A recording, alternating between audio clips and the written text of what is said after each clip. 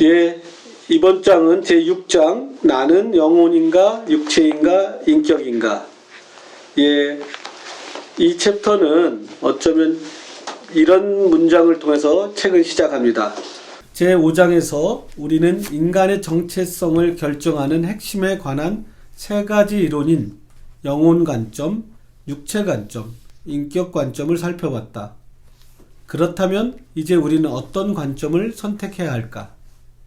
예, 우리는 5장에서 이런 얘기를 다뤘습니다. 나는 왜 내가 될 수 있는가? 죽음으로부터 살아남는다면, 만약에 살아남는다고 하자. 그럼 나라고 일컬을 수 있는 근거는 뭐냐? 이 정체성의 근간은 뭐냐? 영혼이냐? 육체냐? 인격이냐? 이 세 가지 차원을 가지고 설명을 했었고요.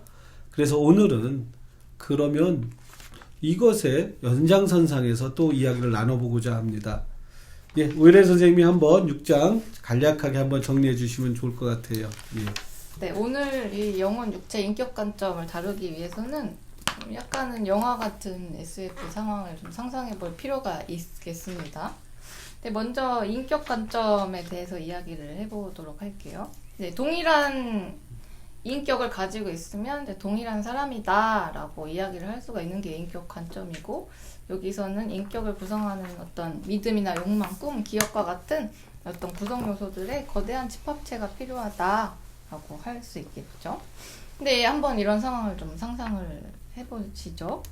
이제 미시건에 사는 어떤 데이비드라는 남자가 있습니다. 그런데 어느 날 데이비드가 이제 프랑스에 살았던 나폴레옹 있잖아요. 나폴레옹의 인격을 이제 그대로 물려받는 사건이 벌어진다라고 한번 상상을 해봤을 때, 과연 그 데이비드는 나폴레옹인가? 라고 우리가 질문을 해볼 수 있겠죠. 나폴레옹이다 라고 하기 위해서는 어떤 나폴레옹의 어린 시절, 뭐 경험, 뭐 전쟁 이런 것들의 기억이 다 있어야 하고, 뭐 프랑스어도 할 줄 알아야 하고, 어떤 황제 즉위식이나 이런 것들을 실제로 경험을 했어야 된다라고 생각을 해볼 수가 있겠죠. 이렇게 나폴레옹만이 알고 있는 어떤 어린 시절의 비밀이라든지 이런 것들을 알고 있을 때 그는 나폴레옹이다 라고 할 수 있겠습니다. 그렇지만 그 사람이 이제 자기가 나폴레옹이라고 믿고 있거나 어떤 우리가 책에서 봤거나 했던 거를 통해서 어떤 유사한 기억을 가지고 있다면, 진짜 기억이 아니라 그런 믿음만 가지고 있다면 그 사람은, 데이비드는 나폴레옹이 아니다 라고 이야기를 할 수가 있겠죠. 우리가 보기에는 당연히 아니죠. 마치 망상 환자처럼 보이지만 철학적 관점에서는 특히 인격 관점, 이 사람이 정말 나폴레옹의 인격을 다 가지고 있다면, 인격적 특성을 다 가지고 있다면 어떻게 아니라고 할 거냐. 그러니까 방금 오일의 선생님이 말했지만 나폴레옹의 전체적 어렸을 때의 경험을 직접 몸으로 체험하지 않았고, 프랑스어도 못 쓰고 불어도 못 쓰고 한다면 이렇게 아마 인격관점을 반박할 수는 있다. 그렇지만 또 이런 인격을 가지고 있는데 나폴레옹이 아니라고 또 어떻게 장담할 수 있겠냐. 이런 아마 논쟁이 아직도 가시지 않았다. 철학적 관점에서, 철학적 견해에서는 참 이게 왜 논쟁이 되는지는 잘 모르겠습니다. 이런 예를 통해서 했는지 모르겠고, 예. 그러면서 또 이제 더 확장을 해 나가죠. 네. 더 논의를. 네. 이 나폴레옹 이야기를 한 번 더 비틀어서 이제 또 다른 상황이 이제 상상을 해볼 수 있습니다. 나폴레옹이 죽는 순간에 어떤 나폴레옹의 인격이 이제 멀리 이동해서 미시건에 살고 있는 데이비드에게 동일하게 전달이 됩니다. 그래서 데이비드는 딱 눈을 떴을 때 나는 나폴레옹이다 라고 이야기를 하겠죠. 자, 그렇다면 여기서 이 데이비드의 육체와 겉모습을 갖고 있지만 나폴레옹의 인격을 가지고 있는 이 데이비드는 나폴레옹일까요? 인격 관점에서는 나폴레옹이 맞겠죠. 네. 네. 그 사람이 나폴레옹이다 라고 하면 우리는 인격 관점을 그러면 이번에는 한번 또 다른 확장해서 상상을 해보죠. 이제 뉴욕에 있는 이제 A라는 남성과 미시건주에 있는 데이비드가 이제 나폴레옹의 인격을 동시에 전체 인격을 동일하게 물려받는 일이 일어난다고 한번 상상을 해보죠. 자, 이럴 때는 이제 A와 데이비드 둘 중에 누가 나폴레옹일까요? 간단한 거는 데이비드가 나폴레옹이고 A는 아니다. 이게 사실 제일 간단한데. 네. 뭐 둘 다 나폴레옹이다라고 하는 사람도 있을 것이고 둘 다 아니다라고 하는 사람도 있을 텐데. 그렇죠. 네 가지 경우가 존재하겠죠. 뭐. 그렇겠네요. 근데 여기서는 이게 뭐냐면 인격론적 관점으로 하더라도 혼란이 된다는 거예요. 앞에서는 인격론적 관점으로는 그냥 미시건에 있는 데이비드가 나폴레옹이라고 우길 수 있다. 근데 인격적 관점에서도 만약에 둘로 양쪽에서 다르다면 난해하게 빠지는 거지. 인격론적 관점이 더 이상 우기기에는 어려운 상황에 빠지는 것 같아요. 뭐 만약에 이제 A와 데이비드가 둘 다 나폴레옹이다라고 했을 때 이제 A는 뉴욕에서 쭉 살아갈 것이고 데이비드는 미시건주에서 살아갈 것인데 점점 그러면서 다른 경험을 하게 되고 다른 기억을 생성하면서 살아가게 되겠죠? 예, 그게 바로 그러면 또 다른 정체성의 개념에서 정체성이란 건 내가 계속 유지된다는 건데 마치 세포 분열로 두 개로 분열한 이러면 이거는 다른 거거든요. 그러니까 그렇기 연속성이 유지되지 않기 때문에 그건 불가능한 거죠. 둘 다일 수는 없다. 인간의 그 존재 자체에 대한 사실은 그거는 문제가 되기 때문에 인격 관점에서도 그건 좀 받아들이기 어려운 주장인 거죠. 그렇죠. 철학적 논의에서 특히 정체성에 관한 논의에서는 불가능에 빠져버리는 거예요. 그러니까 인격적 관점이 여기서는 빼도 박도 못하게 상실돼 버리는 거죠. 네. 그러면 보세요. 그렇다고 둘 다 아니야 하자니 그럼 인격적 관점이 또 틀려. 둘 중에 하나만 맞다 이거는 있을 수가 없어. 둘 다 그래 맞아. 그러니까 인격적 관점이 모두 부정당한다는 거죠. 네. 예. 그래서 어떤 선택을 또 인격적 관점에서 선택하게 되는지 한번 얘기해 줄 수 있을까요? 그래서 이제 여기서 셸리 케이건이 인격 관점을 약간 수정을 하는데요. 동일한 인간이기 위해서는 동일한 인격을 갖고 있는 건 맞지만 거기에 더불어서 어떤 분할이나 복제로 인한 어떤 복수의 결과물이 존재하는 상황은 배제해야 한다라면서 이것을 이제 분열 불가 조건이라고 소개를 하면서 이걸 추가해야 된다라고 이야기를 합니다. 되게 궁여지책이죠. 그렇죠. 분열된다고 생각하면 아니 처음부터 되게 황당한 걸 가정에서 출발해놓고 그 가정이 성립하려면 분열 불가 조건이 붙어야 돼. 되게 궁여지책이죠. 왜냐하면 아까처럼 분열이 된다고 하면 이건 인격적 관점이 성립될 수 없으니까. 예. 근데 분열이 안 된다면 분열 불가 조건이 붙는다는 것도 또 이것도 모순을 유발한다 이런 얘기가 나오잖아요. 네. 그 부분을 받아들이게 되면 사실은 이제 정체성이라고 하는 부분들이 나의 문제가 아닌 외적인 정말 나는 모르는 어딘가에 나 같은 사람이 살고 있을 수도 있다면 나는 내가 아닌 게 되는 거니까 네. 사실 되게 그 상황에 빠지게 되는 거죠. 정체성의 문제가 외부에 의존하게 되니까. 왜 외부에 의존한다고 나오죠? 분열 불가 조건인데 그 조건이 붙는다고 한다면은 분열 불가 조건을 가정을 한다고 한다면 동일한 내가 없을 때 나는 내가 될 수 있는 거니까 예, 다른데 누가가 존재할 수 있는 가능성이 있으면은 나는 내가 될 수도 없는 거죠. 그렇죠. 예. 이게 되게 어려운 얘기거든요. 정체성은 뭐냐? 오로지 나만 존재해야 돼. 분열이 되지 않는다는 거는 나와 똑같은 다른 누군가가 다른 인격이 외부에 존재하지 않는다라는 게 성립이 돼야 돼요. 그래야 분열 불가가 성립하는 거야. 분열이 불가하다는 걸 증명해야 되는 거야.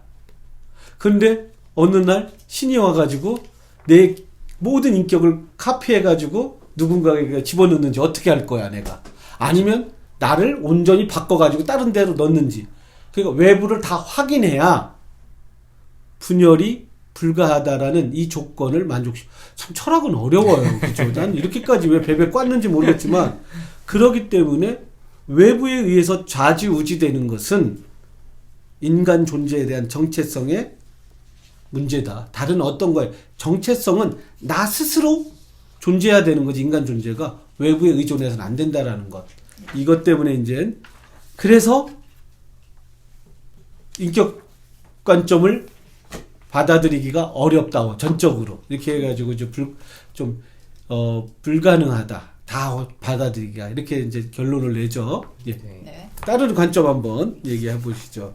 네, 육체 관점으로 한번 넘어가 보면 뭐 육체는 분열이 어려우니까 뭐 문제가 없지 않나라고 생각을 하기 쉽지만 한번 살펴보도록 하겠습니다.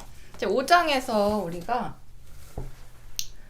육체 관점에서는 육체의 모든 부분에 의존하지 않고 뇌 관점을 따를 수 있다라고 하면서 뇌만 동일하다면 근데 같은 육체다. 근데 그 중에서도 우리가 뇌의 반구만 가지고도 이제 가능하다라고 우리가 가정 어떤 실제로는 아직 검증되지 않았지만 그렇게 이야기를 했었죠. 이 뇌 관점 특히 반구에 대한 내용을 한번 기억하시고 이런 일이 일어난다고 한번 또 상상을 해보죠.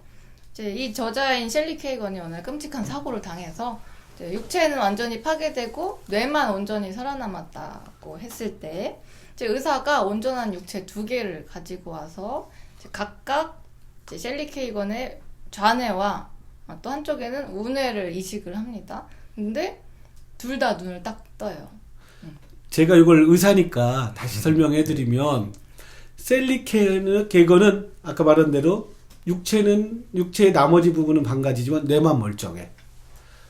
다른 두 사람은 육체는 나머지 부분은 멀쩡한데 뇌만 기능을 거의 못해.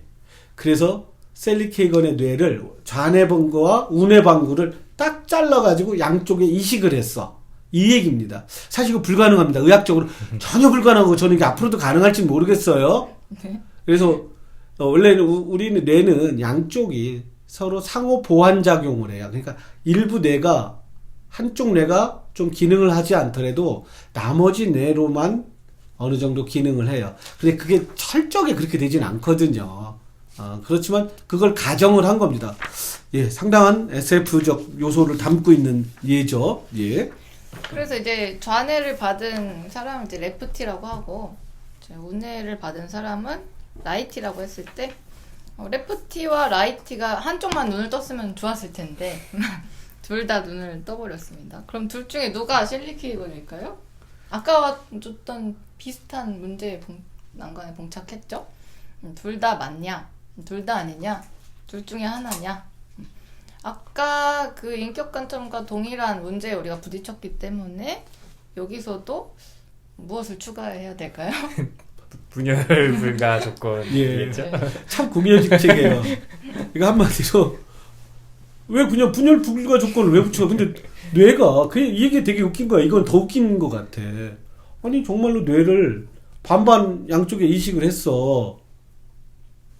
그래서 그럼 그게 왜 불가해야 되지? 이식한다는데? 아니 이식해서 살아날 거라고 해놓고는 이제 불가 조건을 뭘 분열 불가 조건이라고 하는지 육체 관점을 저는 납득이 사실 안 돼요.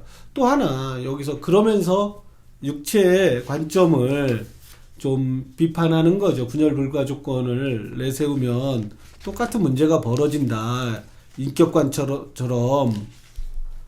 근데 어떨까? 과연 불가능할까? 아니면 과학이 발달해서 어떤 사람의 좌측 좌반구와 셀리케이건의 우반구가 합쳐져서 또 기능을 한다면 아니면 반만 놔둬도 살 수 있을까? 아니면 또 얼마 이걸 꼭 수학적으로 반반만 줘봐야 되는 건지 참 그렇지만 고민은 하게 되는 것 같아요. 정말 그게 다 깨어났을 때 누구를 인정해야 되냐. 우리가 육체 관점에서 이런 모순이 벌어진다는 건데 예, 한번 조금 더 나가보시죠. 그래서 이제 분열 불가 조건을 추가를 하게 된다면 또 어떤 문제가 발생을 하게 됩니다. 내가 나라고 하기 위해서는 누군가 내 뇌 반쪽을 꺼내서 어떤 다른 몸통의 이식을 하는 일이 없어야 되잖아요. 그러니까 나도 모르게. 그렇기 때문에 아까 인격관점과 동일하게 내가 나라고 하는 것이 어떻게 또 다시 외부의 문제가 되는가, 이런 문제에 봉착할 수가 있죠. 네. 그러니까 이게 되게 이게 과연 얘가 될 수 있는데 이게 철학적으로 그렇게 논쟁이 됐다는 거예요. 내가 잠든 사이에 누가 와가지고 내 반쪽만 남기고 내 반쪽을 꺼내다가 누구한테 줬을 때 그런 일이 벌어지지 않았다고 어떻게 확신하느냐. 분열 불가 조건이면 그래서 내 반쪽이 나도 모르게 가지 않았다는 걸 확인하려면 내가 잘리지 않은 것만 보면 되는데 외부에서 다 찾아야 된다, 이런 관점으로 가는 거예요. 사실 난 납득이 안 됐어요, 이 부분이. 근데 그거보다는 사실은 그냥 그 자체가 반식했을 때 분열 불가 조건은 어떨까? 사실 납득이 안 돼요. 거기는 뭐 그 극단으로 예를 사실은 이제 들고 있는데, 정체성을 뭐로 볼 거냐에 대한 질문에서 시작을 했다가 여기로 사실 이제 넘어오게 된 것 같아요. 그러니까 계속 이게 분열 불가 조건, 이 한 논쟁이죠. 그게 이제 육체까지 왔고, 그것 때문에 분열 하다고 가정한다면, 라이트와 레프티가 다 깨어난다면, 그럼 누구로 볼 거냐, 분열되는. 그럼 막아야 돼, 이거를. 분열 불가 조건을 붙여. 근데 그것조차도 핵심은 그거예요. 궁여지책이다. 그것도 답이 될 수 없다. 네, 답이 될 수 없다. 그러니까 육체 관점도 또 벽에 부딪힌 겁니다. 그러면 또 이제 누가 튀어나오겠어, 이제는. 거봐라. 숨어있던. 내 말이 맞지 않나요? 그게 누구예요? 영혼 관점이 등장을 합니다. 그런데 여기 우리 영혼 관점을 살펴봤을 때 또 분열 불가 조건이 나올 게 뻔하니까 한번 시작하기 전에 질문을 던져본다면, 영혼은 분열이 가능한가, 나눠질 수 있는가에 대한 질문이 먼저 선행이 돼야 될 것 같습니다. 일단은 가능하다와 불가능하다 두 개를 살펴볼 수 있을 텐데, 가능하다라고 봤을 때는 앞서 말했던 그 레프티와 라이티의 경우를 다시 꺼내서 보면, 이제 뇌가 방구식 가면서 영혼이 반씩 나눠져서 레프티와 라이티에게도 같다고 가정을 해보죠. 그러면 또 동일한 문제가 생겨나는 거죠. 영혼이 반씩 간 게 아니라 이 책은 레프티도 깨어나고 또 라이티도 깨어났어. 영혼은 분열이 안 되는데. 네. 안 되는데 어떻게 두 영혼이 깨어날 수가 존재하냐. 네. 그럼 하나는 뭐 원래 있던 사람의 영혼이냐, 신체를 가지고 있던 둘 다. 그러면 셀리 케이건의 영혼은 어디로 갔다는 거야. 이게 또 이제 모순에 봉착한다. 그러니까 또 여기도 분열 불가 조건을 또 갖다 붙여야 돼. 그러면 또 나의 영혼이 또 밤새 신이 와서 어디로 빼갔는지 어떻게 하냐, 따로 다른 데서 확인해야 된다. 네네. 분열 불가라는 것은 뭐냐, 바깥에 내가 분열되지 않았다라는 증거를 바깥에서 찾아야 되니까 똑같습니다. 세 가지 관점은 결국 분열 불가 조건이 붙어야만 아까 들었던 예들을 이해시킬 수 있는데, 분열 불가 조건이 붙는 한 그 정체성이 외부에 의존하게 된다. 그렇기 때문에 세 가지 공이 다 완벽한 해답도 될 수 없고 다 모순적이다, 받아들일 수 없다, 이렇게 나오는 거죠. 그러면서 넘어가죠. 그러면은 우리는 뭘 받아들여야 되냐. 네. 예. 진짜 중요한 얘기가 이제 나오는 건데. 예, 그러면서 이 어려운 얘기를 끝내고 이 소제목이에요. 정말 근데 좋아. 우리 정체성이 유지되건 계속 살아남건 정말로 중요한 가치는 뭐냐. 그러면서 또 이제 가치 문제로 넘어가요. 이런 고민 끝에. 네. 그래서 여기 책의 234페이지에 보면 우리에게 남겨진 중요한 질문이 무엇이냐, 생존을 위해 무엇이 필요하냐, 육체냐, 인격이냐, 영혼이냐인가, 아니면 생존에 있어서 무엇이 중요한지인가, 이 새로운 질문에 대한 대답을 내리기 위해서 우리는 내가 죽음으로부터 살아남을 수 있는가, 미래에도 나라는 인물이 계속해서 존재할 것인가 라는 질문과, 내가 죽음에서 살아남는다고 할 때 이를 통해 내가 정말로 얻고 싶은 것은 무엇인가, 생존에 있어 내게 정말로 중요한 것은 무엇인가 라는 질문, 사이의 어떤 중대한 차이점을 이해해야 한다라고 나옵니다. 예, 결국 앞에서 어떤 것도 우열을 가리지 못했어. 영혼 관점도, 육체 관점도, 인격 관점도. 그러나 살아남는다면 죽음에서 나는 어떤 게 살아남았으면 좋겠냐. 나는 그게 살아남았으면 좋겠다. 셀리 케이거는 그런 얘기를 하고. 여러분은 어떤 걸 원하실까요? 죽음으로부터 뭘 지키고 싶은 거예요? 살아남는다면.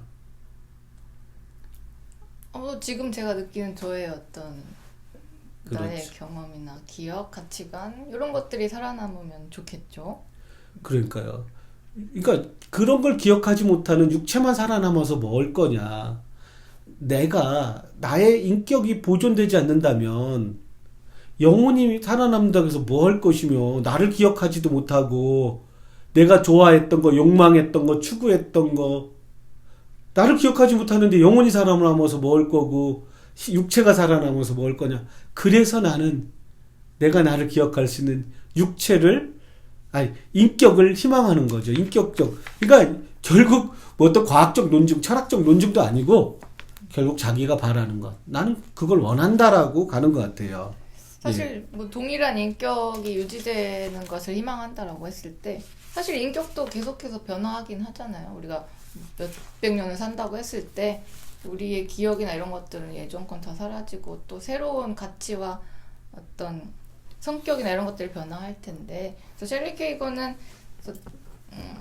지금의 나와 비슷한 인격을 가지는 것으로 아마 결론을 내립니다. 저는 거기서 동의를 또 못해요. 여기서 한번 무슨 얘기냐. 셀리 케이거는 성경에 나오는 무드셀라의 예를 듭니다. 무드셀라가 제일 오래 살았던 성경에 나오는 인물인데요. 969년을 살았다고 하네요. 969년을 산다면 내가 그렇게까지 살면 내 인격은 계속 변화해가지고 예전의 나를 기억하지 못할 건데 나는 그런 거 의미 없다. 나는 지금 이대로 나를 기억할 수 있는 인격을 원한다. 근데 난 저는 안 그래요. 내가 3살 때 나를 기억을 온전히 못하지만 그게 나에게 영향을 미치지 못했을까? 100살, 200살, 300살, 700살 하면서 과연 내가 완전히 있고 그렇게 인격의 변화가 일어날까? 결국 내 모든 것이 영향을 미쳐서 새로운 인격. 저는 좀 더 새로운 인격이 됐으면 좋겠는데 지금 내 인격이 난 마음에 안 들어서 그런가 봐. 여러분은 어때요? 그러니까 셀리 케이건이 원하는 건 알겠어. 자기가 바라는 것은 동일한 진화하는 시간. 결론적으로 셀리 케이건이 바라는 것은 뭐예요? 비슷한 인격을 유지하면서 계속 살아남는 거예요. 그냥 육체만 살아남는 것도 아니고 아무것도 기억 못하는 영혼만 원하는 것도 아니고 비슷한 인격을. 근데 저는 안 그래. 나는 내가 지금 인격 별로 마음에 안 들어. 여러분은 어떠세요? 여기서도 사실 이제 가정이라면 가정인데 이제 시간이 많이 흘렸을 경우에 지금의 나와 이전에 내가 완전히 다른 사람이라고 이 가정을 하는데 사실은 마찬가지로 또 인격이 형성돼가는 과정 안에서 그런 것들이 이제 쌓여서 그 이후의 인격도 내가 이전에 인격이 있었기 때문에 만들어지는 거라고 생각을 하기 때문에 이 가정 자체는 저도 좀 받아들이기 힘든 부분이 있어요. 다만 근데 만약에 내가 정말 지금 시점에서 내가 한 나의 500년 후에 나를 봤는데 내가 아니야. 전혀 다른 사람이야. 나랑 성격도 달라. 추구하는 것도 달라. 이러면 조금 내가 꼭 500년까지 살아야 되나 싶은 생각이 좀 들 것 같긴 해요. 저는 개인적으로 그 오래 사는 사람의 영화를 본 적이 있는데 굉장히 재미있고 다이나믹할 것 같아서 근데 사실 여기서 초록쌤이 말한 것처럼 뭐 20살의 나와 600살의 나를 그냥 딱 잘라서 한 순간에만 한 모습 자체로만 비교했을 때는 다른 사람이겠지만 분명히 600살이 되어가는 과정이 또 있겠죠. 그건 또 너무 육체적 관점이에요. 인격적 관점에서는 육체는 또 무관한 거거든요. 내 인격이 어디에 또 이식됐을지 어떻게 알아. 그러니까 인격적 관점에서. 근데 또 인간의 시간이 지금 100년이거든요.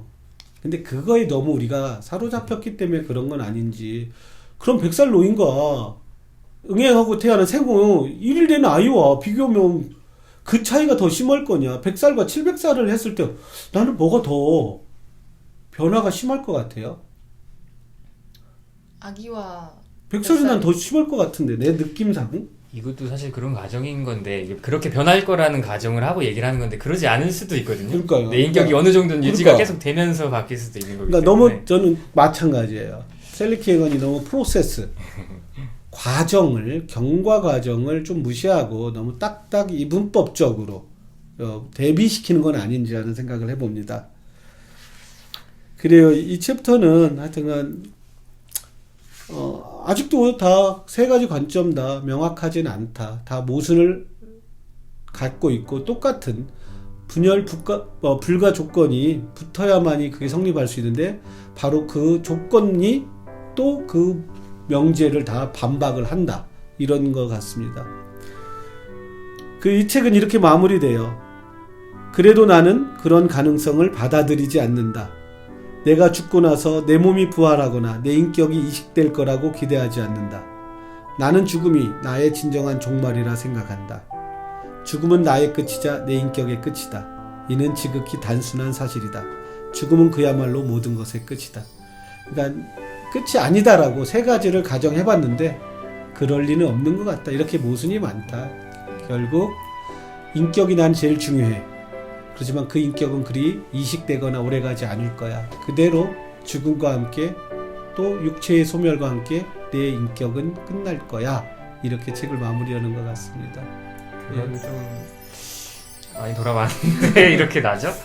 다소 약간 허무하게 느껴질 수도 있기는 하지만 근데 저는 끝이 있기 때문에 인간의 삶이 이제 뭔가 더 열심히 살아갈 수 있다라는 생각이 들고 만약에 내가 900살, 1000살까지 살 것이 확실하다면 나는 지금 이렇게 살까? 좀 다른 거 다 밀어놓고 살지 않을까? 이런 생각이 듭니다. 예, 여러분들은 어떻습니까? 만약에 살아남는다면 여러분들은 육체적 관점, 내가 계속해서 살아남는다면 무엇이 살아남고 싶으신가요? 바로 육체적 관점인가요? 영혼의 관점을 지지하시나요? 인격의 관점을 지지하시나요? 또 얼만큼 더 살아남을까요? 그걸 지지하면서 6장은 여기서 마치도록 하겠습니다.